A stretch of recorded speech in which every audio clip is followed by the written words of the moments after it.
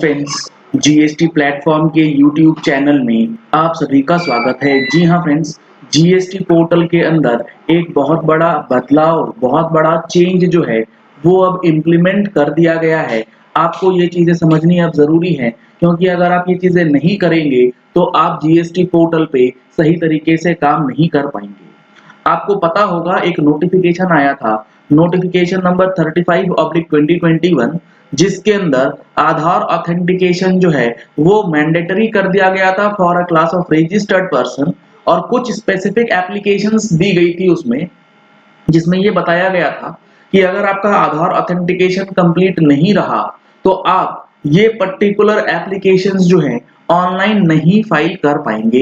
यहाँ पर आप देख पा रहे हैं रूल 10B जो है वो 1 जनवरी 2022 से यहाँ पर चेंज किया गया था, जिसके अंदर बताया गया है कि रजिस्टर्ड पर्सन्स, और इसमें जो एक्सेप्शंस दिए गए हैं उन एक्सेप्शंस को छोड़ने के बाद, in order to be eligible for the purposes of specified applications in column 2 of the table below, यानी कि आधार ऑथेंटिकेशन करना जो लिस्ट नीचे दी गई है, किन लोगों को, जो आपको टैक्सेबल पर्सन या रजिस्टर्ड पर्सन है उसमें कौन कौन आ जाएंगे।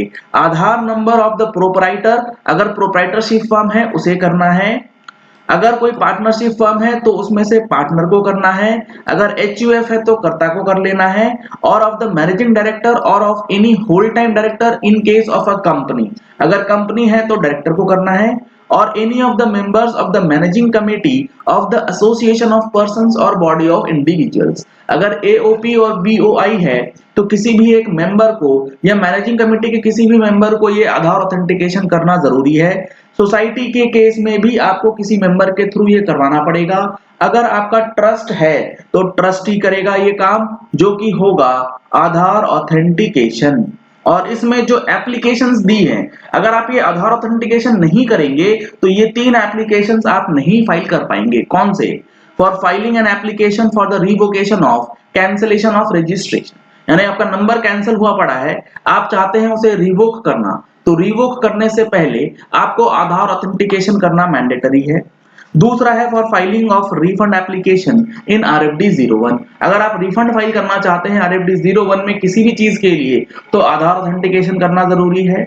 रिफंड आपको फाइल करना है रूल 96 में, यानी कि आपने आईजीएसटी पे करके एक्सपोर्ट किया है तो आपका जीएसटी और 1 ही रिफंड एप्लीकेशन होता है, लेकिन डेटा ट्रांसमिट तब होगा जब आपका आधार ऑथेंटिकेशन किया गया हो। तो अब इस फैसिलिटी को जीएसटी पोर्टल पे इनेबल कर दिया गया है। यहां पर आप देख पा रहे हैं मैंने ओपन करा है रिफंड एप्लीकेशन।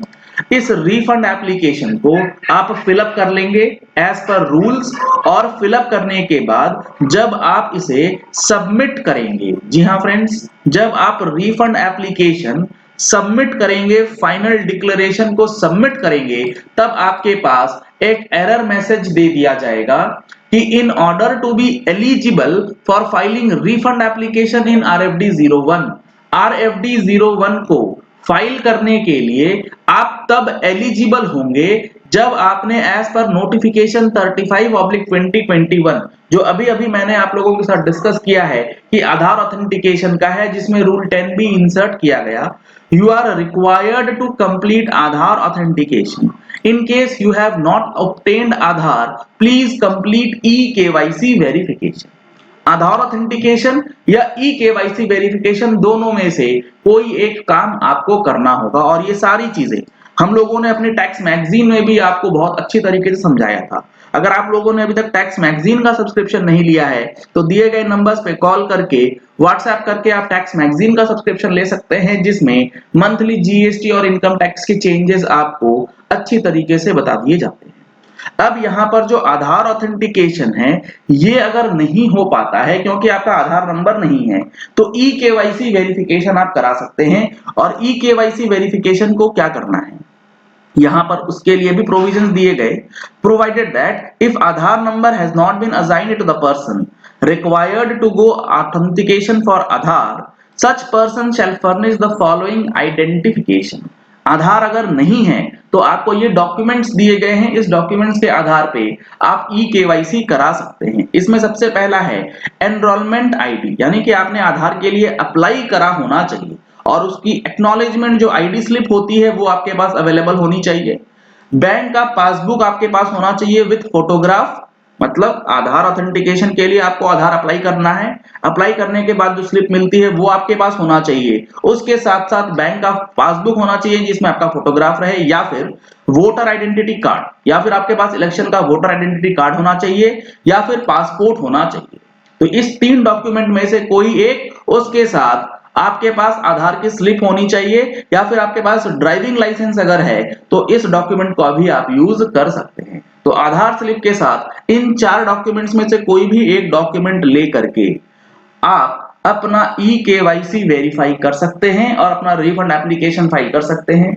नंबर आने के 30 डेज के अंदर आपको अपना आधार ऑथेंटिकेशन जो है वो कंप्लीट करना है। इसके लिए यहाँ पर आपको जाना होगा नेविगेट टू माय प्रोफाइल, और नेविगेट टू माय प्रोफाइल में जाने के बाद जो आपके पास विंडो ओपन होती है जहां पर आपको आधार ऑथेंटिकेशन करना होता है, वो प्रोसेस कंप्लीट करना होगा, तभी आप अपना जीएसटी के अंदर रिफंड या जीएसटी के अंदर जो रिवोकेशन ऑफ कैंसिलेशन रजिस्ट्रेशन है, ये सारी एप्लीकेशंस फाइल कर पाएंगे। अदरवाइज ये चीजें अब ब्लॉक कर दी गई हैं, अब आप इसका इस्तेमाल नहीं कर पाएंगे जब तक आप आधार ऑथेंटिकेशन नहीं कर लेते। तो ये काफी इंपॉर्टेंट अपडेट जो है वो जीएसटी पोर्टल में इंप्लीमेंट कर दिया गया है, जिसके लिए काफी सारे लोग जो है वो अभी भी अनअवेयर है। आगे इसमें यह भी लिखा गया है, in rule 23 of the said rules 1 जनवरी से subject to the provisions of rule 10B shall be inserted. तो यहाँ पर रूल 10B का इंप्लीमेंटेशन जो है वो भी कर दिया गया है, और रूल 89 के अंदर जहां आप रिफंड फाइल करते हैं जिस रूल्स के अंदर, वहां पर भी अब आपको एप्रोप्रिएट चेंजेस जो हैं वो दिखा दिए गए हैं कि इन रूल 89 आप रिफंड एप्लीकेशन फाइल कर सकते हैं subject to the provisions of rule 10B। यानी कि रूल 10B हर जगह से अब इंप्लीमेंट कर दिया गया है आप लोगों की सुविधा के लिए, आप लोगों को पोर्टल पे एक्टिव होने के लिए। चलिए इस वीडियो को यही एंड करते हैं। आशा करते हैं कि आपको ये चीजें क्लियर हो गई होंगी कि जीएसटी के अंदर रिफंड फाइल करने से पहले आपको क्या स्टेप्स लेने हैं, अदरवाइज आपको प्रॉब्लम आने वाली है। अगर आपने हमारे चैनल पे फर्स्ट टाइम ट्यून इन किया है तो चैनल को सब्सक्राइब करने के लिए नीचे दिया गया रेड कलर का सब्सक्राइब बटन प्रेस कर लीजिए, साथ में जो बेल आइकन है उसे प्रेस कर लीजिएगा ताकि वीडियोस की नोटिफिकेशंस आप तक रेगुलरली पहुंचती रहें। Thank you and have a nice day.